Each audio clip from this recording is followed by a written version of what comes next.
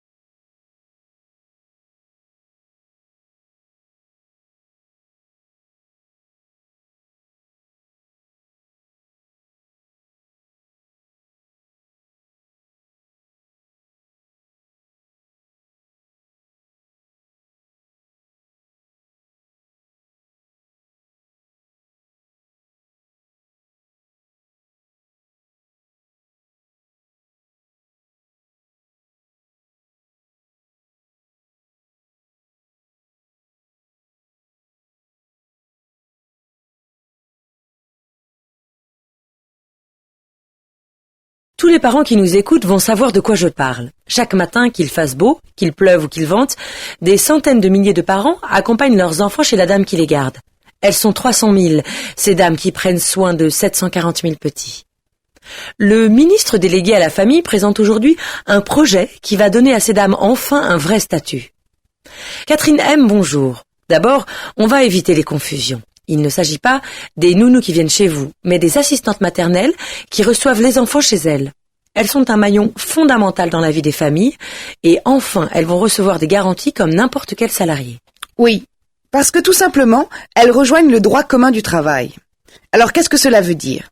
Eh bien, que leurs employeurs devront fournir un contrat de travail écrit et des fiches de salaire.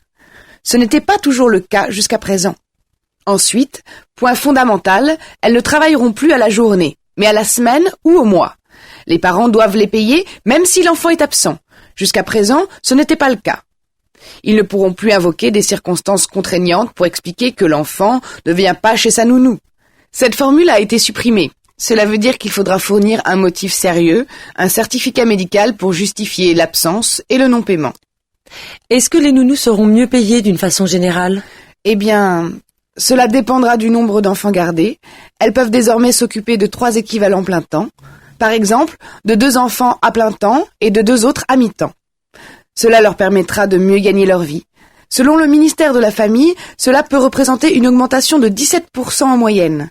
Il faut savoir qu'une nounou gagne en moyenne 540 € net par mois, que 25% n'arrivent pas à 300 € mensuels et qu'une sur 10 touche un salaire supérieur à 900 €, surtout dans les grandes villes type Paris, Marseille, où la demande est forte.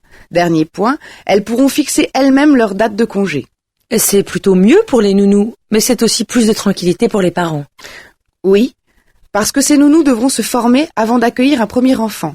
Entre l'obtention de l'agrément et l'arrivée du premier enfant, elles devront effectuer 60 heures de formation et ensuite, elles pourront continuer à se former, ce qui leur permettra d'arriver, via la validation des acquis professionnels, à l'équivalent d'un CAP, certificat d'aptitude professionnelle, petite enfance. Dans ce cas, l'agrément pourra être attribué pour une durée illimitée. Actuellement, il est limité dans tous les cas à 5 ans. Le gouvernement cherche à professionnaliser le métier de nounou, une nécessité pour le rendre attractif, car il faudra trouver 450 000 candidates en 2010, selon les projections du commissariat au plan. Répondez aux questions.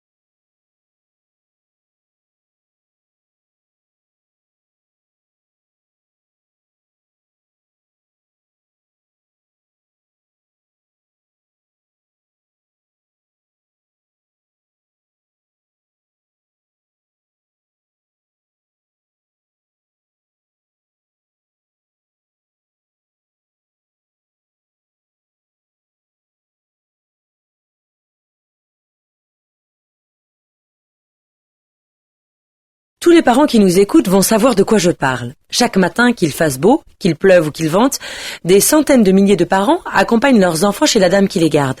Elles sont 300 000, ces dames qui prennent soin de 740 000 petits. Le ministre délégué à la famille présente aujourd'hui un projet qui va donner à ces dames enfin un vrai statut. Catherine M, bonjour. D'abord, on va éviter les confusions. Il ne s'agit pas des nounous qui viennent chez vous, mais des assistantes maternelles qui reçoivent les enfants chez elles. Elles sont un maillon fondamental dans la vie des familles et enfin, elles vont recevoir des garanties comme n'importe quel salarié. Oui, parce que tout simplement, elles rejoignent le droit commun du travail. Alors qu'est-ce que cela veut dire ? Eh bien, que leurs employeurs devront fournir un contrat de travail écrit et des fiches de salaire. Ce n'était pas toujours le cas jusqu'à présent. Ensuite, point fondamental, elles ne travailleront plus à la journée, mais à la semaine ou au mois. Les parents doivent les payer même si l'enfant est absent. Jusqu'à présent, ce n'était pas le cas. Ils ne pourront plus invoquer des circonstances contraignantes pour expliquer que l'enfant ne vient pas chez sa nounou. Cette formule a été supprimée. Cela veut dire qu'il faudra fournir un motif sérieux, un certificat médical pour justifier l'absence et le non-paiement. Est-ce que les nounous seront mieux payés d'une façon générale ? Eh bien, cela dépendra du nombre d'enfants gardés. Elles peuvent désormais s'occuper de 3 équivalents plein temps. Par exemple, de 2 enfants à plein temps et de 2 autres à mi-temps. Cela leur permettra de mieux gagner leur vie. Selon le ministère de la Famille, cela peut représenter une augmentation de 17% en moyenne. Il faut savoir qu'une nounou gagne en moyenne 540 € net par mois, que 25% n'arrivent pas à 300 € mensuels et qu'une sur 10 touche un salaire supérieur à 900 €, surtout dans les grandes villes type Paris, Marseille, où la demande est forte. Dernier point, elles pourront fixer elles-mêmes leur date de congé. C'est plutôt mieux pour les nounous, mais c'est aussi plus de tranquillité pour les parents.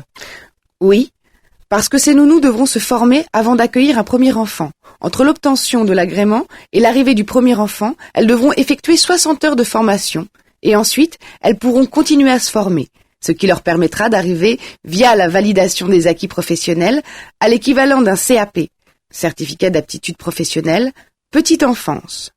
Dans ce cas, l'agrément pourra être attribué pour une durée illimitée. Actuellement, il est limité dans tous les cas à 5 ans. Le gouvernement cherche à professionnaliser le métier de nounou, une nécessité pour le rendre attractif, car il faudra trouver 450 000 candidates en 2010, selon les projections du commissariat au plan. Complétez les réponses.